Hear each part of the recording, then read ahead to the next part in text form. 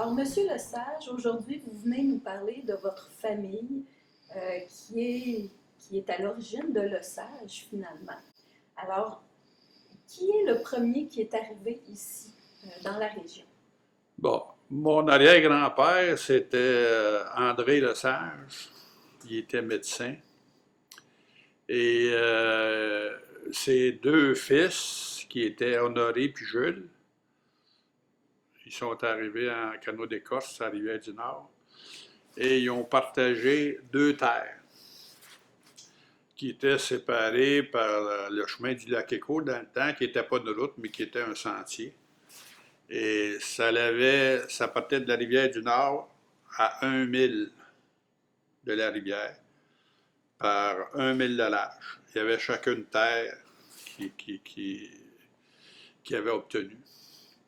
Et petit à petit, ben là, il y avait Shawbridge qui était déjà village, là, mais pas comme le Sage. Puis après ça, ils ont commencé à vouloir faire un village. Puis les premières réunions du conseil se tenaient au garage Content, dans l'office. Ah, OK. Lui, ce garage-là, il était situé, est-ce Il, qu'il il- existe il encore? était, il était aussi la Shell aujourd'hui, là. Ça, c'était le coin, c'était un garage qui était opéré par Émile Contant. OK. Et c'était le point de rassemblement, là, un peu tout se décidait là, si vous voulez. Et graduellement, ben là, il y a eu, parce que dans ce temps-là, le lac Écho appartenait à Lesage. C'était.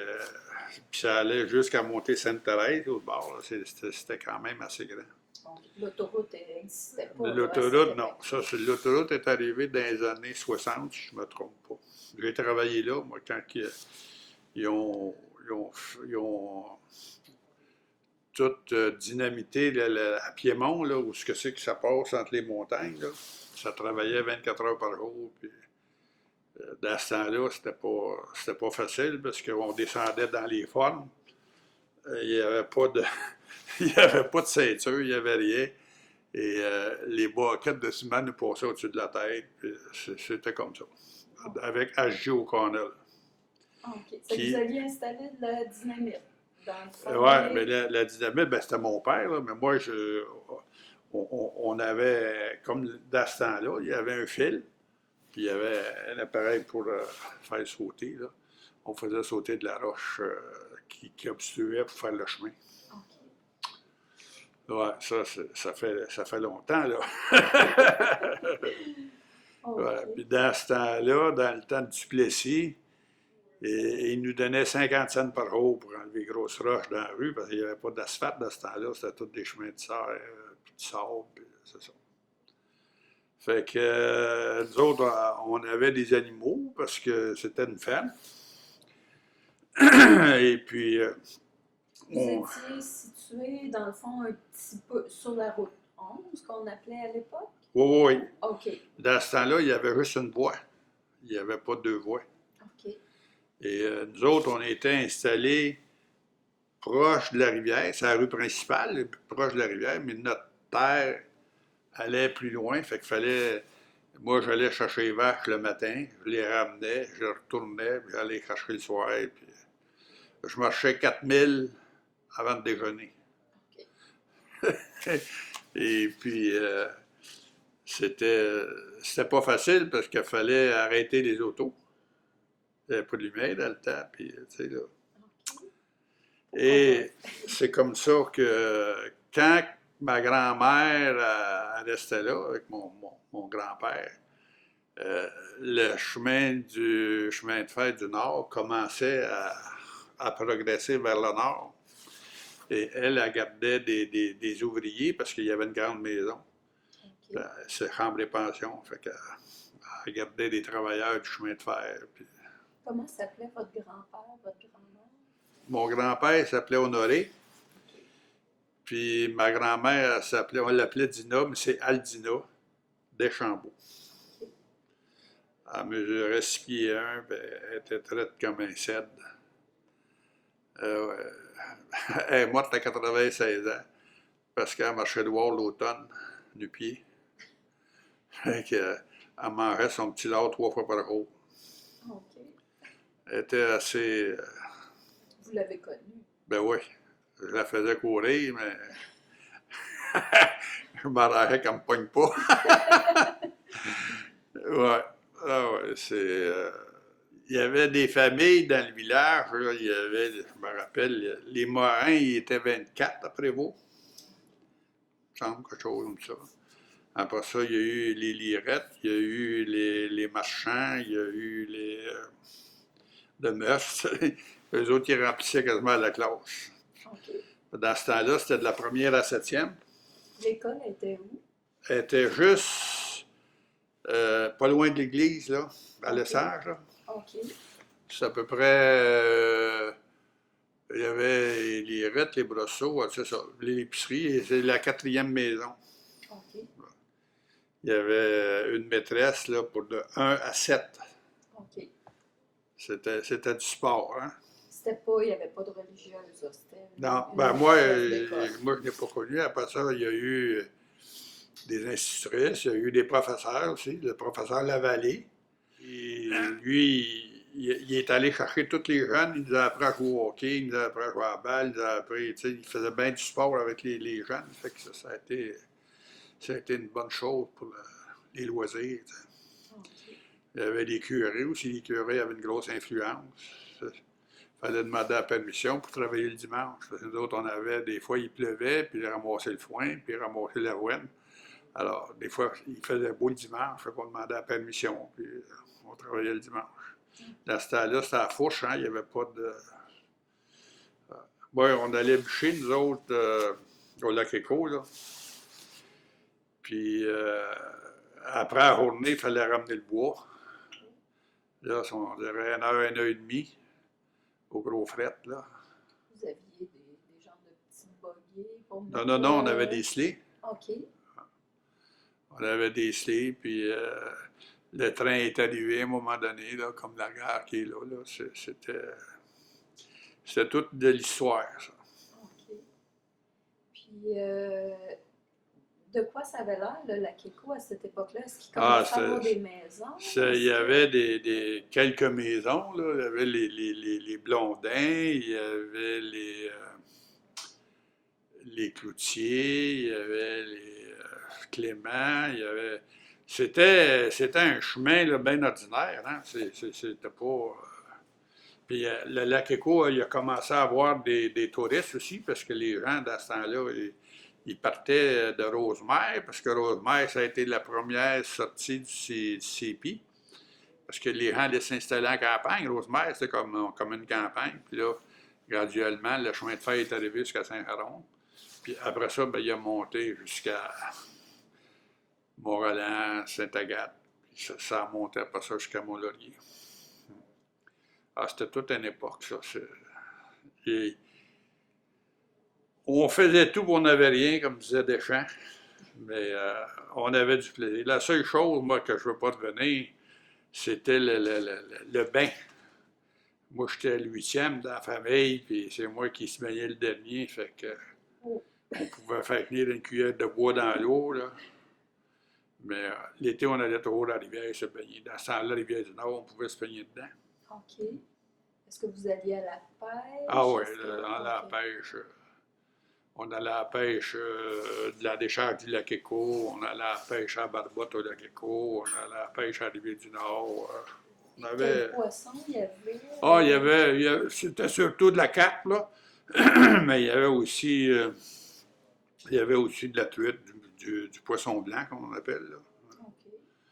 Dans ce temps-là, là, mon frère, il allait faire des slérailles à Saint-Anne-des-Lacs. Il est peut-être chez nous, en plein hiver, là. Puis, un soir, il est arrivé, ça nous donnait 10 piastres. Il partait à 4 heures l'après-midi, puis il revenait à 4 heures dans la nuit. Il était assez gelé qu'il était plus capable de se défaire des guides. Les chevaux sont emmenés tout seuls, OK. à la grange. Là, on se levait, il fallait mettre des couvertures, pas qu'ils prennent de froid. En tout cas, c'était...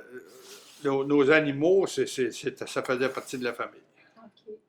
Qu'est-ce que vous aviez comme animaux? Vous aviez des vaches? On avait des vaches, on avait des cochons, on avait des veaux, on avait des poules, on avait des chevaux, des lapins, on avait...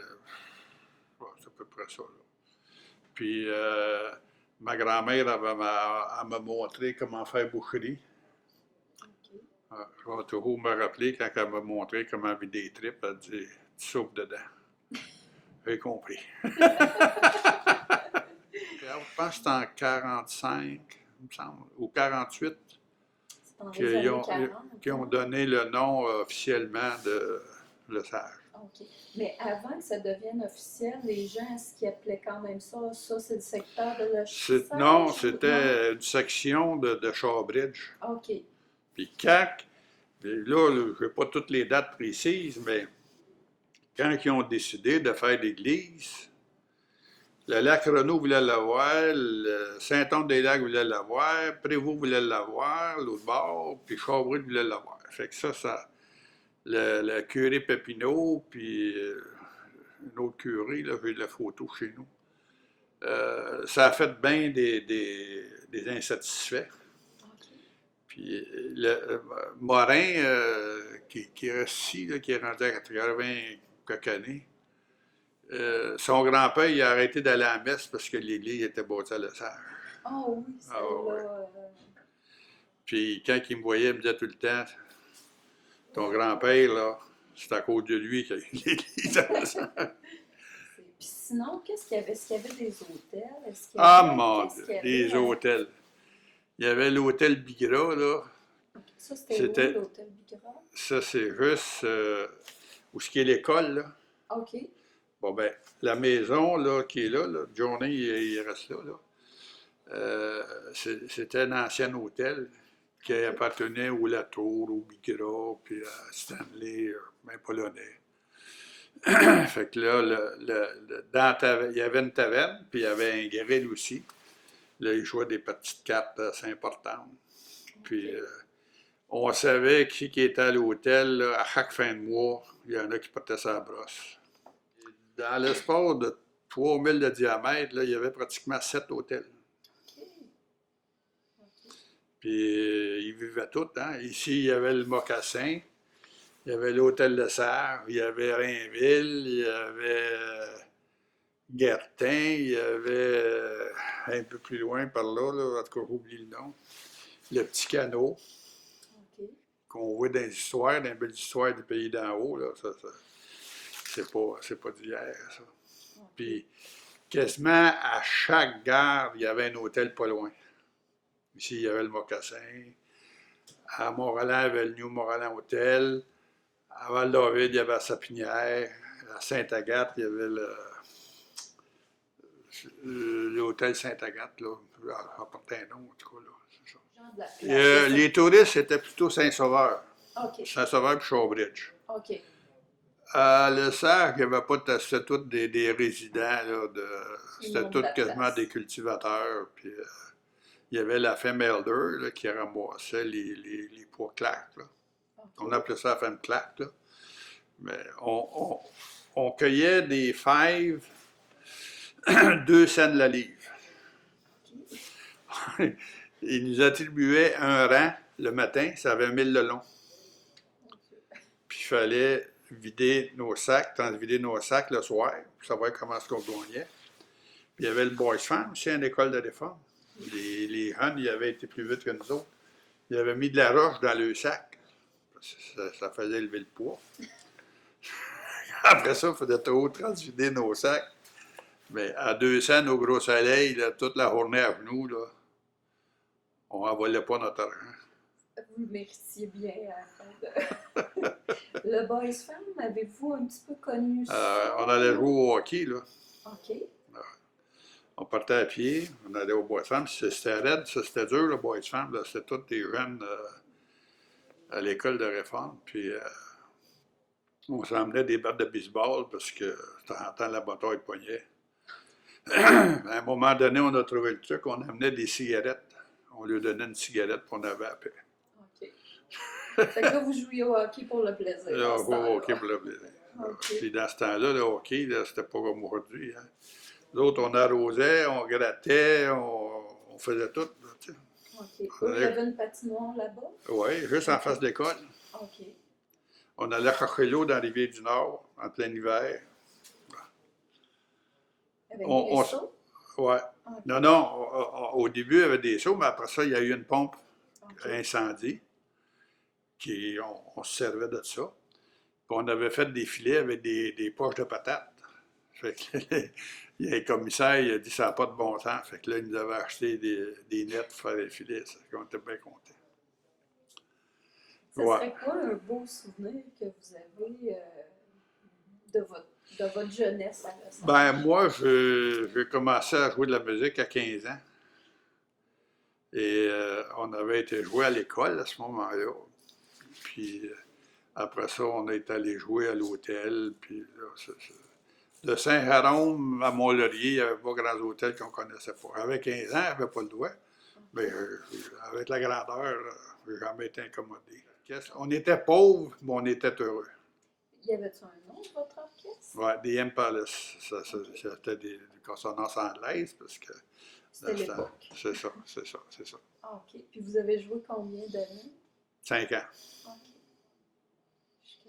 Jusqu'à 20 ans. On a joué avec les Baronets à Montréal, au Baron. Ça s'appelait le Baron.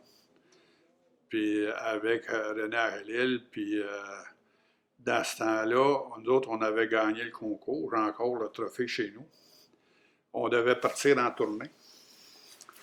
Puis, vu qu'on n'était pas riche, ben, il n'y en avait rien qu'un qui avait une auto. Alors, il y a eu un accident, fait que là, ça a fait du saut de l'orchestre parce qu'on n'était plus capable de voyager. Okay, on a joué à Montréal, on a joué à Saint-Jovite, on a joué au parc de la Durantaine, à Saint-Jérôme. Il y avait plusieurs milliers de personnes. Okay. Dans le temps, les classes seules ont parti à peu près en même temps que nous autres. Nous autres, on avait des vestons blancs. Puis eux autres, ils ont décidé de tout s'habiller en blanc. Au Manoir Saint-Canute, puis au Col Foot Lodge. C'était des bons souvenirs.